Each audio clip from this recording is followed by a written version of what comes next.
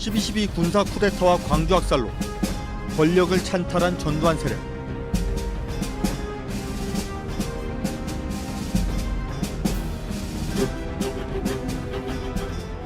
그들은 단 한 번도 반성하지 않았고 발포 명령 불가합니까? 나는 이거 인터뷰하기 싫어. 몰라요. 오히려 역사 왜곡에 앞장서 왔습니다. 지금 대한민국은 폭동 세력으로 넘어가려고 하고 있습니다. 군사 쿠데타는 아니고 그건 뭡니까? 어떻게 정의를 해야 됩니까? 수사 과정에서 일어난 충돌 사건이에요. 희생자가 용서할 때 가장 아름다운 거예요.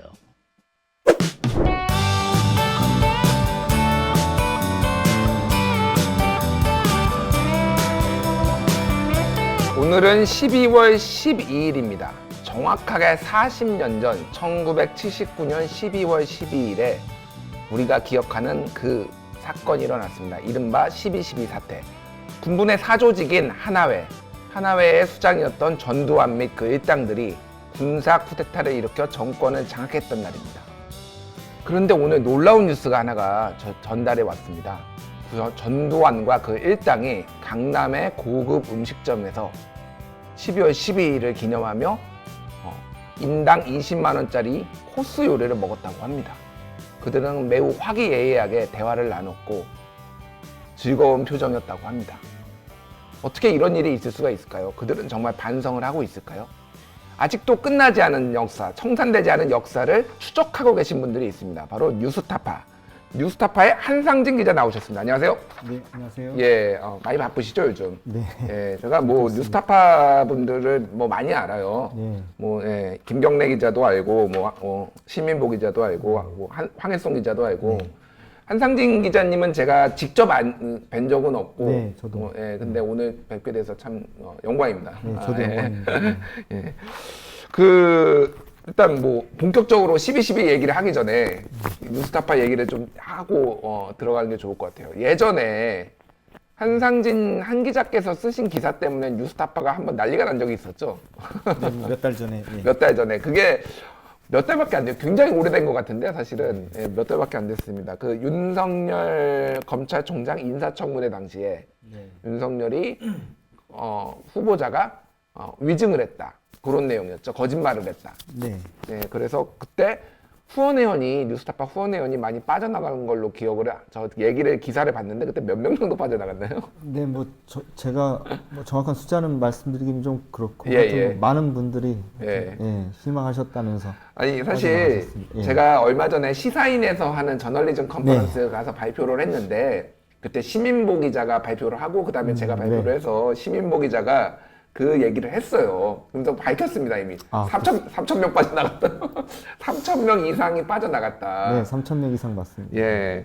그런데 그 다음에 윤석열 검찰총장의 이제 뭐 조국 수사나 뭐 이런 게 있으니까 내가 잘못 생각했다, 미안하다라며 반성하신 분들이 꽤 많았다면서요. 네, 저에게 개인적으로 연락 주신 분들도 많고, 이메일 보내신 분도 많고, 또 나가셨다가 다시 이제 후원회원으로 다시 가입해 주신 분들도 꽤 됩니다. 예. 얼마나 되나요? 다시 돌아오신 분들은? 그 숫자도 제가 제 입으로 말씀드리긴 좀 그런데. 제가 제 입으로 말하겠습니다. 그럼 1,000명 정도 된답니다. 자, 제가 드리고 싶은 말씀은 3,000명 이상 나가셨는데 1,000명밖에 아직 안 돌아오셨어요. 나머지 2,000명 잘못을 인정하시고 빨리 후원회원으로 다시 돌아오시기를 제가 간곡하게 말씀을 드리겠습니다. 네, 기다리고 있습니다. 예, 알겠습니다. 자, 오늘 이제 12.12 이 사태에 대해서 좀 말씀을 여쭤봐야 될 것 같아요. 일단은 이 프로젝트의 어떤 의도, 기획 의도, 그리고 지금 얼마나 많은 기자들이 얼마나 오랫동안 취재를 하고 있는지 좀 이거 설명을 좀 먼저 해주시겠어요? 네, 일단 저희 뉴스타파의 탐사 1팀이 전체 가동이 됐고요. 제가 지금 탐사 1팀장을 맡고 있는데 작년 말에 저희가 2019년이 이제 12.12 40주년 되는 해여서 올해 큰 기획으로 저희가 이제 전두환 프로젝트를 기획을 했었고 그래서 이제 올해 지난 5월 이제 5.18 39주년이었죠. 그때 맞추어서 저희가 이제 전두환과 잔당들이라는 타이틀로 저희가 이제 다큐를 하나 만들어서 이제 공개를 했고 그 이후부터 이제 그 전부터 이제 계속 진행이 왔었던 것들을 가지고 전두환 프로젝트라는 타이틀을 가지고 이제 저희가 8월 초부터 지금까지 해오고 있고 사실은 저희가 지금 시즌 1, 시즌 2 이제 두 번으로 나눠서 이제 진행을 할 계획을 처음부터 가지고 있는데 시즌 1이 이번 주에 끝났습니다. 그러니까 저희가 이제 시즌 1 마지막을 12, 40년 되는 때로 저희가 맞춰 놨었고 저희가 이제 어제죠. 어제 저희가 시즌 1 마지막 편을 냈습니다. 그게 이제 총 15편인가요? 총 18개입니다. 18개인가요? 그새 또 몇 개 올라와서 내가 못 봤군요. 이제 저희가 이제 5월부터 했었던 전체가 그러니까 18편. 18개. 와, 이게 대단합니다. 사실은 저널리즘을 하는 사람들은 많이 아는데 뭔가를 시리즈로 18편을 만든다라는 거는 정말 어마어마한 거예요, 이거는. 죽다 살았습니다. 그러니까요. 이게 보통 일이 아닌데 그 팀이 몇 분이 그럼 이거 투입이 된 건가요? 저를 포함해서 6명. 와, 6명이 거의. 6명이, 근데 또 이것만 전적으로 한 거 아니고 본인 취재는 또 다른 것도 하다가 이것도 하다가 막 이렇게 한 거잖아요. 당연히 그렇게 했죠. 그러니까요. 정말 대단합니다. 그 18편을 뭐 다 일일이 하나씩 소개할 수는 없고 대체적으로 어떤 거에 좀 초점을 맞추셨어요, 그러면?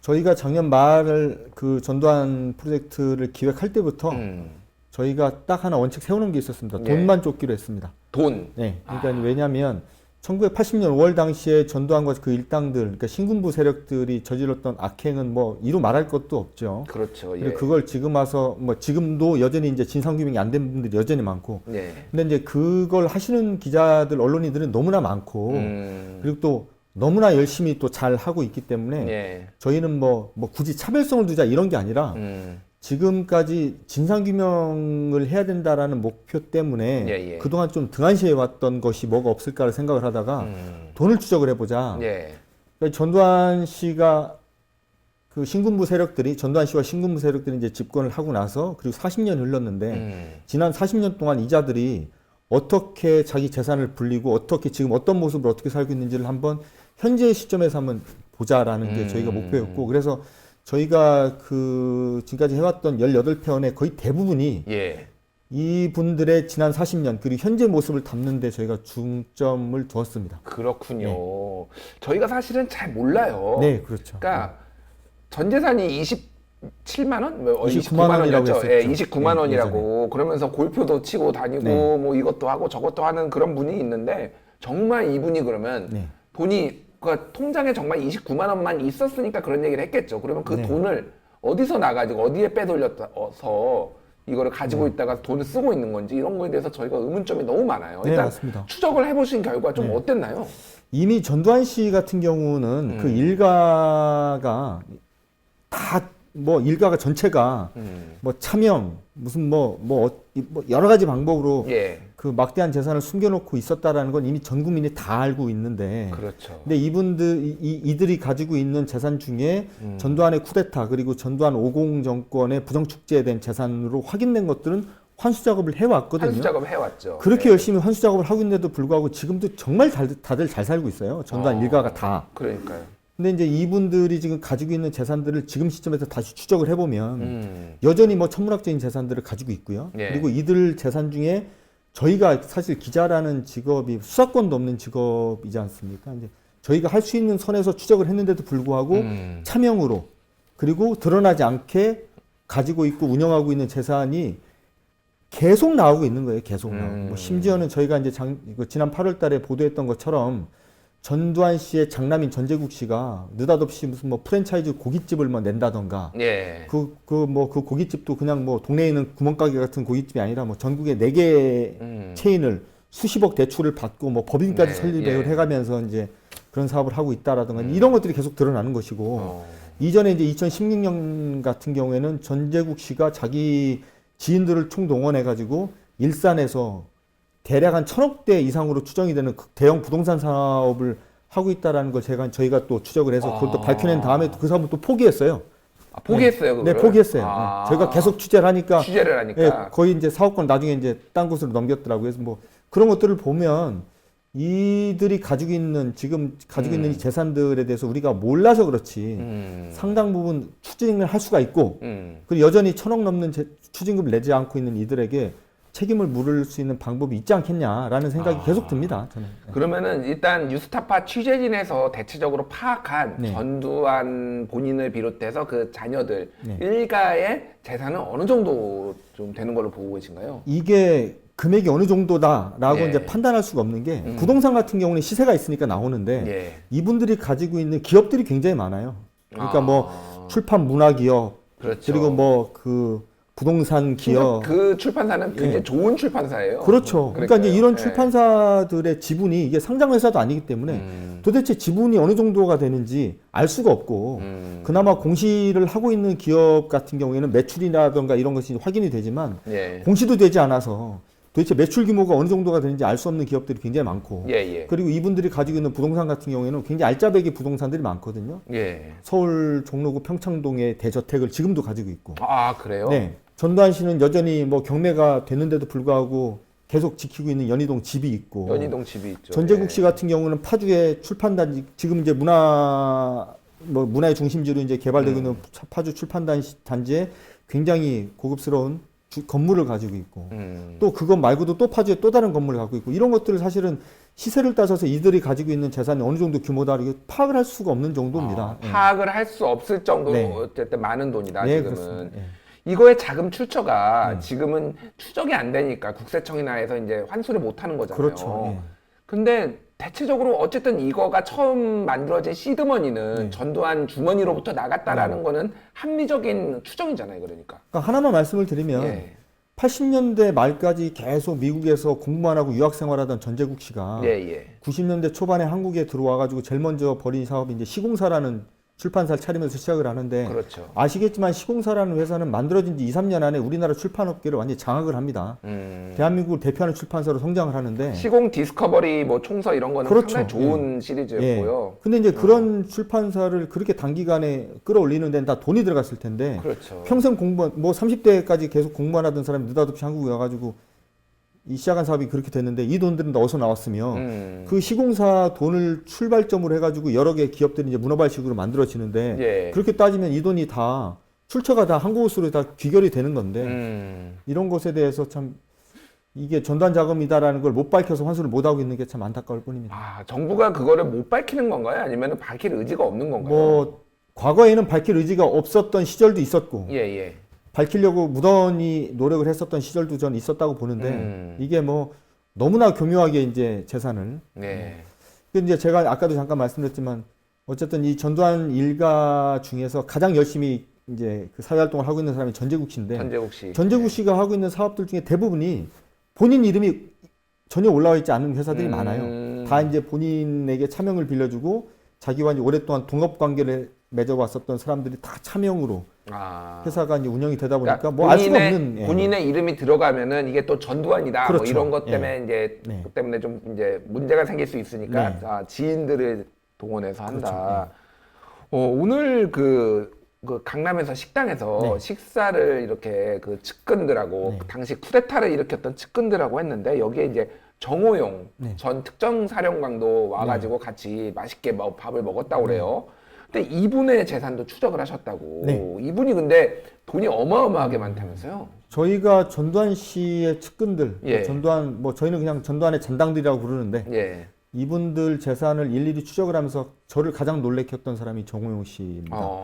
이 사람은 뭐 잠깐 소개를 해드리면 전두환이 쿠데타를 일으키기 전까지 그냥 군인이었고 1985년까지 육군 참모총장 같은 거 지내던 사람이었고 전두환 정권에서 장관 같은 거 좀 지냈고 특별히 무슨 뭐 기업 활동을 해가지고 돈을 벌었다거나 이런 기록을 찾아볼 수가 없는 사람인데 이 사람이 지금 현재 가지고 있는 부동산만 아주 보수적으로 잡아도 500억대 이상 부동산만이요. 대라고요?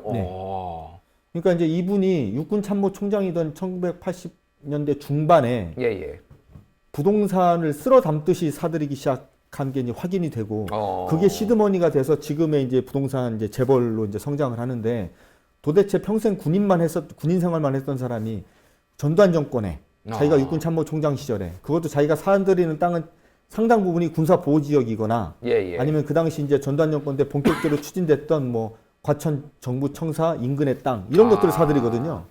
그런 땅들이 지금 뭐 굉장히 큰 돈이 돼서 이제 지금 이르는데 이게 도대체 정상적인 부동산 투자였을 리가 만무하고 사전 정보를 먼저 입수를 해서 했을 가능성도 있고 그 높죠. 돈 자체도 네, 그렇죠. 본인이 예. 돈이 아니라 다른 그렇습니다. 자금을 받아가지고 네. 했을 가능성이 네. 그리고 공교롭게 이분이 꼭 사들이는 건물이나 이런 것들 중에 일부가 그 전 소유주가 재벌이에요.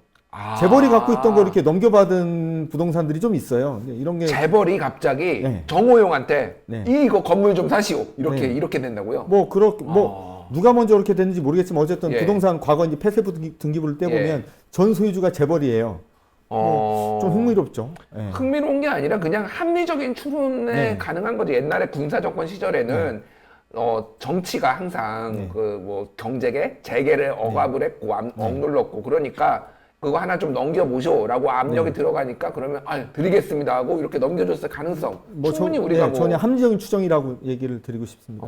그렇잖아요. 그렇군요.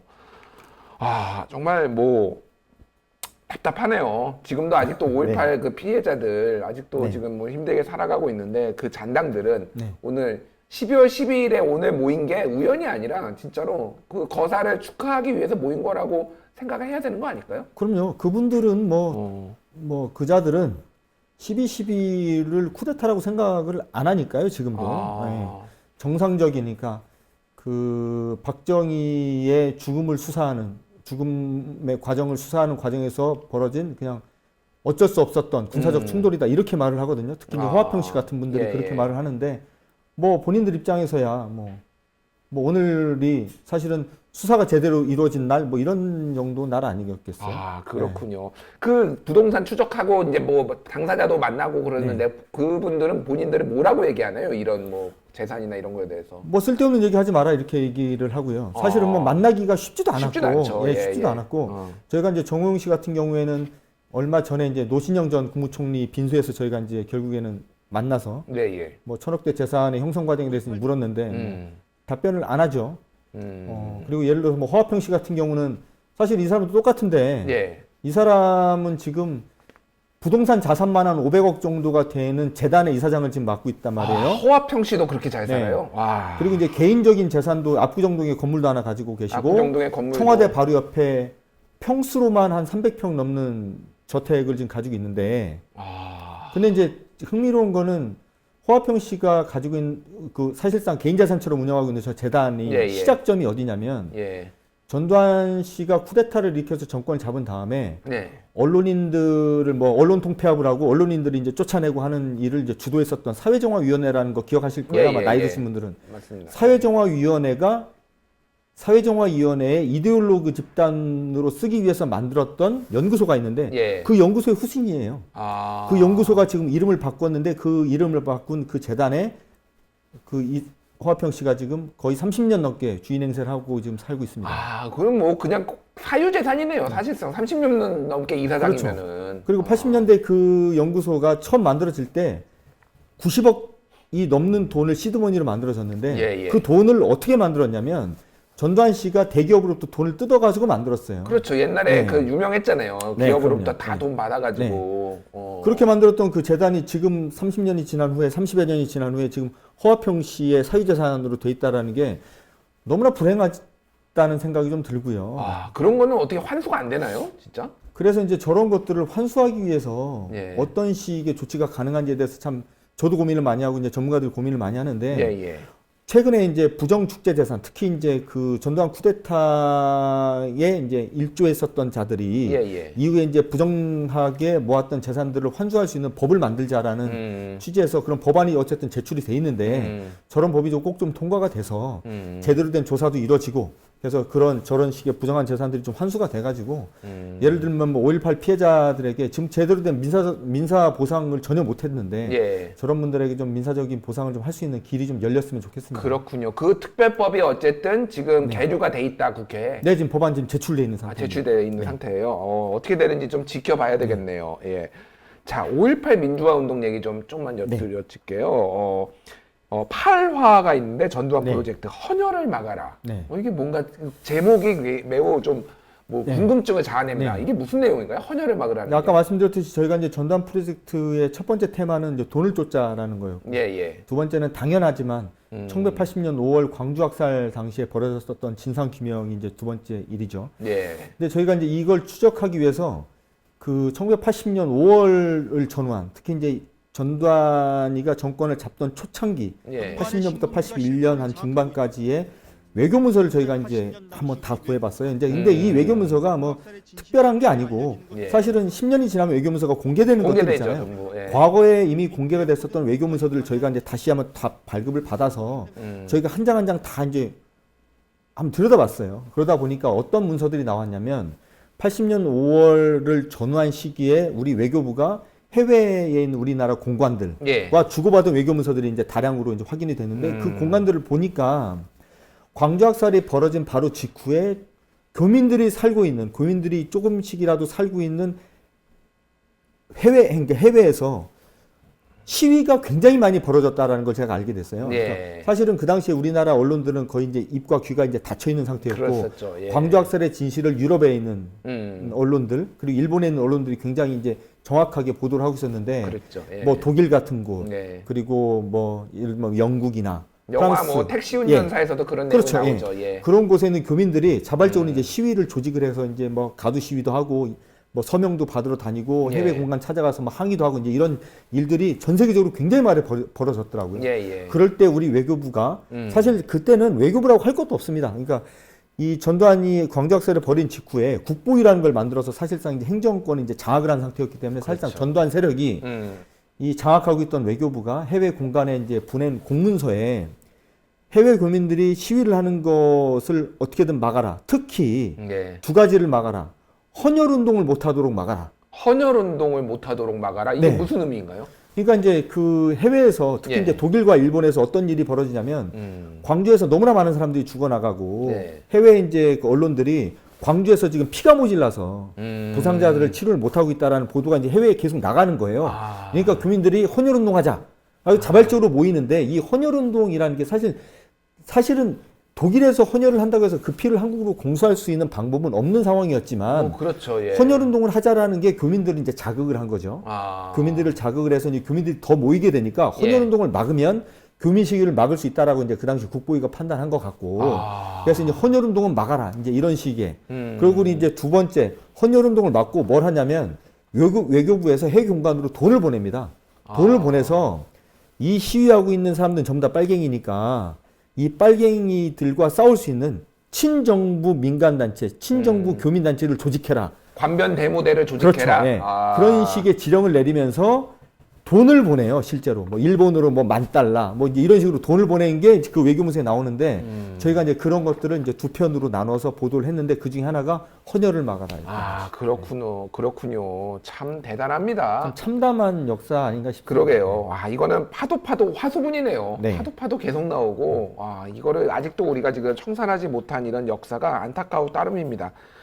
아, 자, 이제 시즌 1은 끝났어요. 네. 시즌 1은 저희가 또 우리 시청자 여러분들이 관심이 많으시니까 뉴스타파 홈페이지 가서 직접 찾아보시면 될 것 같아요. 또 자세한 더 내용은. 네. 시즌 2는 그러면 어떤 거에 지금 뭐 초점을 맞추실 계획이신가요? 뭐 여전히 저희는 돈을 쫓을 생각입니다. 돈이요? 그러니까 이번 시즌 1에서 사실은 전두환 일가의 재산 그리고 예. 전두환 일가가 최근에 벌이고 있는 새로운 사업 그리고 예. 감춰놓은 재산을 찾는 데 좀 주력을 했고 너무나 눈에 띄게 많은 재산을 누리고 사는 허화평이나 정호용 씨 같은 분들에 이제 집중을 하다 보니까 예. 15편이 훅 갔는데요. 예. 그 사람들 말고도 전두환의 12.12 군사 반란부터 시작해서 5.18 광주 학살까지 예. 이어지는 일련의 그 쿠데타 과정에 참여했던 자들 그리고 이후에 전두환 정권과 노태우 정권에 참여해서 잘 먹고 잘 살았던 자들 이런 자들의 재산을 쫓는 작업을 좀 더 해야 될 것 같습니다. 그렇군요. 네, 저희가 항상 응원하고 네. 성원하고 네. 그렇게 하겠고요. 나중에 또 네. 한번 업데이트 시즌 2 시작하고 뭐 좀 업데이트가 되면은 한 번 더 출연해 주셔서 좀 많이 좀 전달 좀 해주시죠. 네, 불러주시면 언제든지 오겠습니다. 예, 알겠습니다. 지금까지 뉴스타파 한상진 기자였습니다. 감사합니다. 감사합니다.